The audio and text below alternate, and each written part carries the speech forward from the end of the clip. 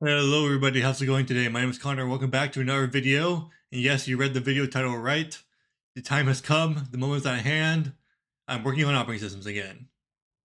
So, I've kind of wanted to do this for a while, but I've been just kind of having a mental block when it comes to code, and also working on operating systems is kind of complicated, as you might imagine, and just like getting the build system set up is kind of really complicated when it comes to writing an operating system in Rust. So it's just kind of been something I've had on the back burner, for a while, but not super like actively working on. So, but hey, I figured it was time again, and I figured I would work on one again. So this is a new operating system that I'm creating. It's kind of loosely based on my previous one. That if you've been watching my channel for a while, you will know that I worked on an operating system before, and I went pretty far with it. But I started making the videos about it, kind of in the middle of development of it, or like towards the end of development of it. And so there was a lot to cover that I just didn't get a chance to cover. So I figured I would go ahead and start over, make a new one, and kind of take you guys through the process from the beginning. So, um, so that's what I'm going to do. So before we get started, I want to talk about my goal that I'm trying to reach for this channel. I want to hit 3,000 subscribers. I'm actually, I believe, only 10 away from 3,000 subscribers on this channel as of making this video. So if I get 10 subscribers from this video, then I will do a 3,000 subscriber live stream. Meaning that I will do a live stream here on YouTube, uh, just work on this operating system or work on some other code, or just kind of talk to you guys and answer questions. If you have any questions for me, I can answer them. And if you want to talk about any of my projects, then I can obviously answer questions about those. Or just ask me questions about anything, really, and to kind of like an AMA. So, um, but once I hit 3,000 subscribers, I'll put out the announcement video for that stream, and then we can do the stream, and it'll be awesome. Hope to see you guys there. So, what do we have so far here with this operating system? First of all, I'm calling it Oppy because it's an Oppy system. Um, my goal here is, with the overall operating system itself, is to just kind of redo what I did with Kados, but in a more elegant and kind of like more idiomatic Rust way. Kados was really hacky and just kind of like I kept adding on stuff to it that had me like rewriting entire parts of the entire operating system. So I just kind of want to build it more modularly, kind of similar to how I was doing with my game engines. I actually ended up writing another one, kind of get started on one at least. Anyway, besides the point. So yeah, I want to do this kind of more modularly, kind of do it a bit more like, make it more adaptable to like different architectures or different platforms or different types of hardware. Add in modularity into the kernel, which is something I really want to do with Ketos, but I never got around to actually implementing that. But now I know a bit more about like how to get external code running in Rust, so I think it'll be a lot easier that way. But first of all, the thing that kind of had me like not wanting to work on this for a while was actually the build system. And so if you don't know this, if you haven't worked on an operating system at Rust, you probably won't know this. But getting an operating system to build with cargo is kind of complicated. And because the thing is, with a regular, Rust binary, you have, something to actually run the binary. You run it on your existing operating system, whether it be Windows or Linux or Mac OS or whatever, um, and it just kind of works. But when you're running an operating system, you have to realize that you're basically starting with nothing. Like you start with absolutely nothing, very little. It's like, I don't know if you ever played like a survival video game like Rust, or ironically, game like Rust or like Ark Survival Evolved, or any survival game. Like Minecraft. Minecraft is a good example where you spawn in and you're punching trees. Like you're literally just you start with nothing, absolutely nothing, and you kind of have to make everything that you end up needing to use yourself. which for some people, if you're crazy like me, is really fun. But for most other people, um, you might not even know that you need to do that when you're making an operating system. So you can see here that in the main.rs file here, I've disabled the standard library and I've disabled the main function because we don't need those in an operating system, or at least we can't use those in an operating system. That's just not how it works. So I'm going to draw you guys a little diagram indicating what kind of happens when a computer boots up. Let me do a blink diagram. Great. And this is kind of just the flow chart, you know? So first thing that happens when you boot up a computer is it does something called the post, which is a power on self test. And what that does is it essentially, how do I make this look? Whatever. What that does is it's just like a little diagnostics check that a computer does immediately when it boots up to make sure that everything's working correctly so it can continue booting up. And then um, you have something called the BIOS. And the BIOS, it stands for Basic Input Output System. And what the BIOS does is it's like the basic interface between the hardware and the software of the computer. It's kind of like the glue that like it exists in hardware, it exists in firmware actually, which is technically different from software and hardware. BIOS is part of the firmware of your motherboard, and it will do things like look for a bootloader to boot. Right? It's like the things like in the boot order in your computer, where you tell it like, "Oh, boot from this hard drive first, boot from this hard drive first." You know, it'll start looking through your boot devices that you've set in the BIOS settings, and look for something to boot. And then once it finds something that's some partition of some drive that is bootable, it will then run the bootloader. And what the bootloader does is it essentially kind of bootstraps, no pun intended, bootstraps a operating system that kernel that could be loaded. So like these are all like independent stages, right? So you have the post that is a power on self test, which is kind of part of the BIOS. I don't know the exact details because that you don't really interact with these two directly when it comes to making an operating system, but it's good to know that they exist. Then you have the bootloader, and the bootloader can be any bit of code that kind of transitions the computer from a bare metal kind of BIOS level of state into loading some kind of operating system kernel. And then you have the operating system kernel. And then the kernel does basically everything else. And this is what we're basically writing is the operating system kernel. The kernel will stay active until your computer shuts down or until you tell the kernel to shut off, And this is where things like your user mode exists. Your everything you see on a computer, everything that the user actually interfaces with happens not at the kernel level, but like after the kernel, right? Like this is basically what we're writing is when we write an operating system and we write it from scratch without a kernel to begin with, then we have to first write the kernel, right?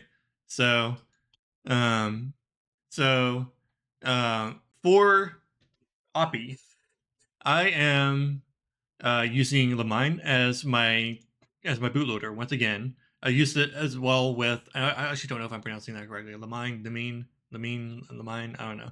Anyway, I used it with Kados, and I'm going to use it again because I know how it works and know how to use it.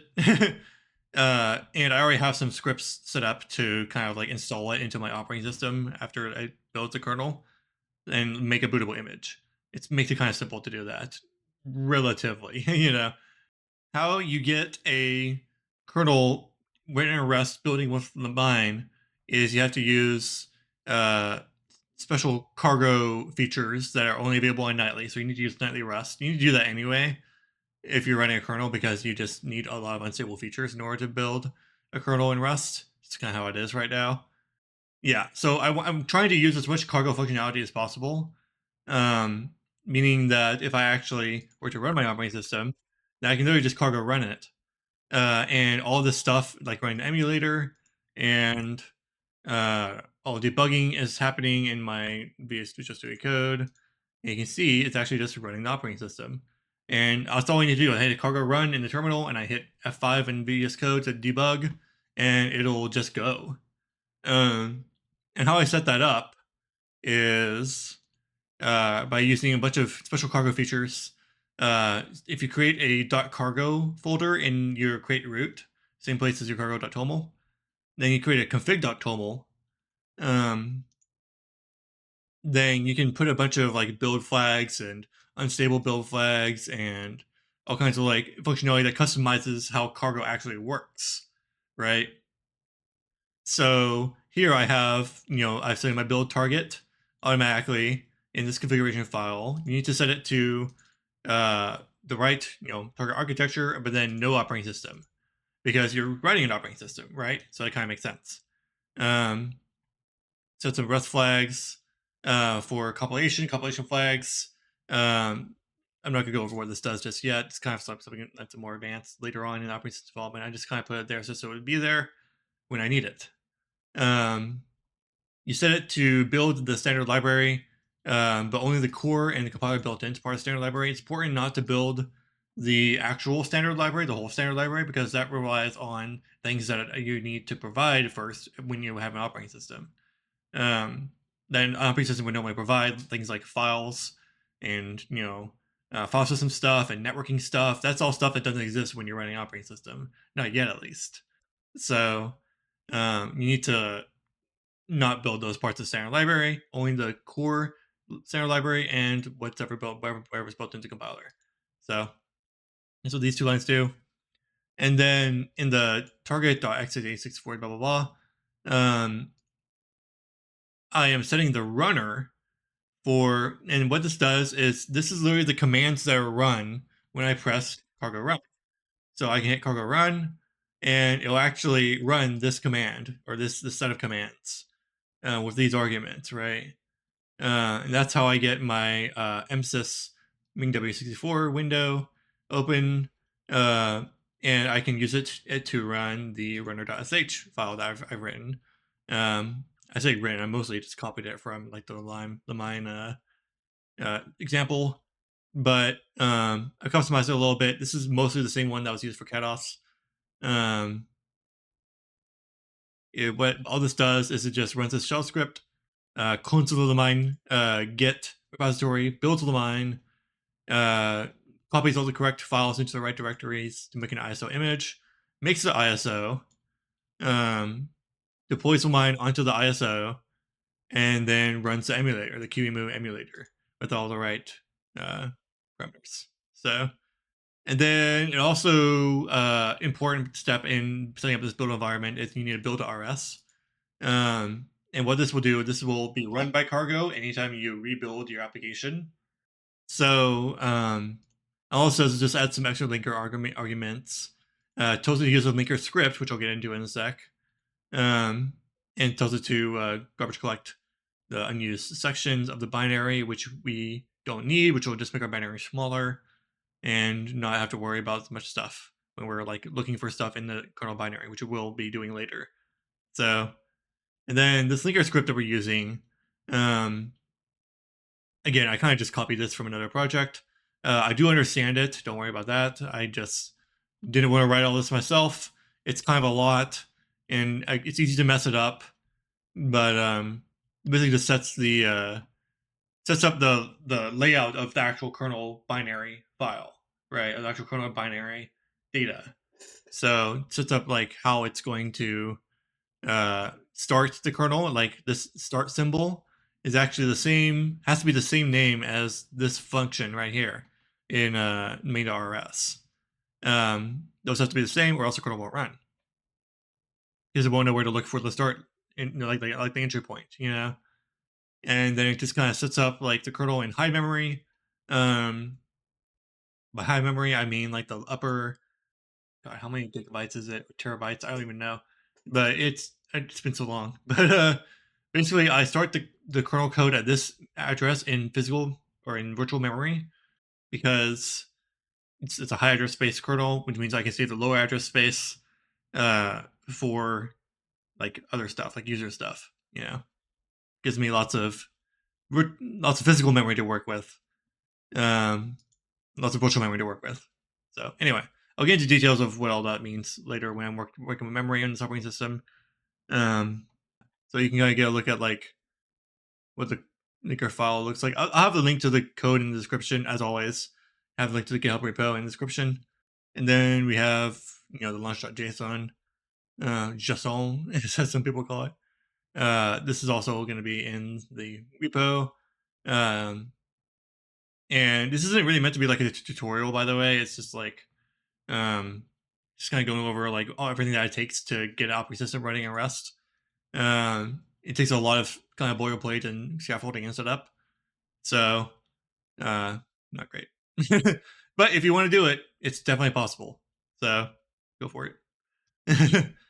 So let's go over what's actually the Rust code that I've written so far. Finally getting into the meat and potatoes of it. So let's look at what code we have here. This is main.rs. It contains our entry point or start function, which right now only initializes logging and does a few different log messages. This is a test. And then HCFs. HCF stands for halt and catch fire, which is like a reference to an old computing joke. All it does is just halts in a loop. So that'll just kind of like halt the computer and make it stop executing instructions. So you also notice we have this panic handler here. So because we don't have a standard library, we don't have a default panic handler. So when Rust tries to panic, when a Rust, not runtime, but like when you would normally panic in a regular Rust binary, you have to specify what's actually going to happen.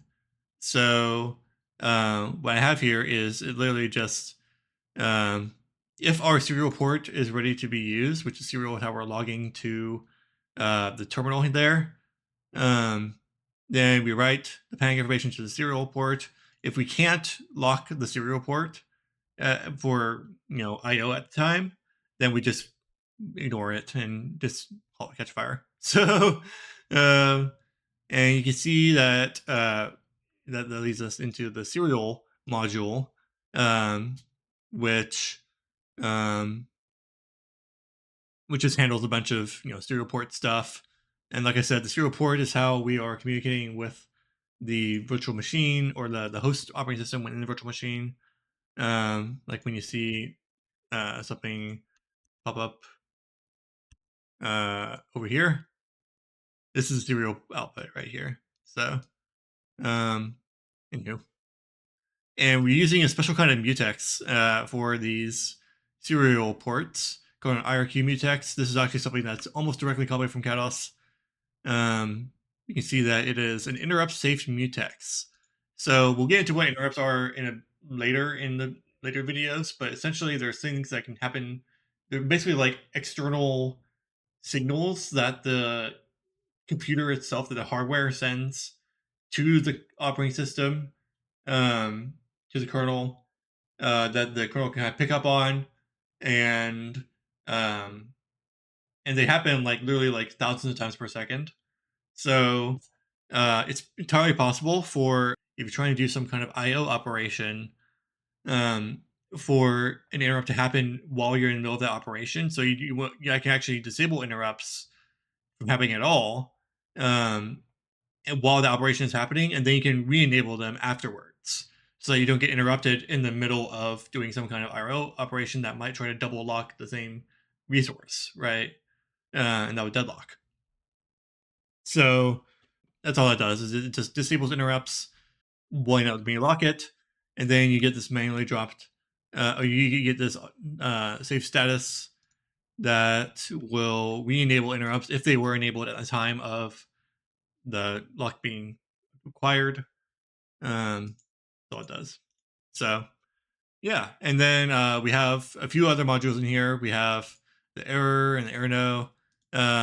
So my operating system, Oppy, and as well as Ketos, aim for Linux ABI compatibility, which means that I can run unmodified Linux programs on my operating system, which I could with CatOS, and I plan to do with Oppy as well. Which means that we need to have some Linux stuff in here as well. Linux uses a special global static variable in the kernel called an error. It stands for error number. It allows the kernel to kind of check this global, like it did the last thing, raise an error kind of flag. So that's just going to be there as part of my error struct, which is my k error, kernel error, which can have a message or an error no or any combination of any of those things. So it can just be like a static error message that I can print to serial if I need to. Or it can have an error no, which will be displayed in a nice debug kind of way. And have a little kernel error macro here for convenience, making kernel errors. That's about it for what's actually going on in the current code. Oh yeah, I also have like the logging thing here. I'm using just the regular old log crate, which is no STD or no STD compatible. And just kind of sitting like a serial logger, so I can use logging from everywhere, anywhere. About this it for the current code that I have. As for what's next, I would like to next work on memory management, things like virtual and physical addresses, which I currently have no concept of in my kernel at all, which are going to be used everywhere, literally everywhere. I want to add, kernel page and frame allocators, which are things that exist in x86-64, which kind of complicated in themselves. And then also, probably before I do any of that, I would really like to abstract out the x86 code into like an architecture-specific module that, like an architecture-specific, like trait or something that I can just like do, okay, this trait or this struct or whatever, and then like have that take care of all the architecture-specific stuff, like all the assembly and all that, and all the various things with how the CPU itself works. Probably better do that earlier rather than later because everything else is going to kind of depend on me having that. So it's probably what I'll do next. After that, I'll do the memory management and the allocators and stuff, and we'll see where it goes from there. So anyway, that'll be it. Thank you all very much for watching. I'm very excited to share this new project with you. I don't know how much I'm going to be working on it like all the time, like I normally do. I have gotten very busy like in real life and stuff. But I do want to work on it as much as I can here and there, and I'll keep you guys updated. So thank you all very much for watching. I'll see you next time. Peace.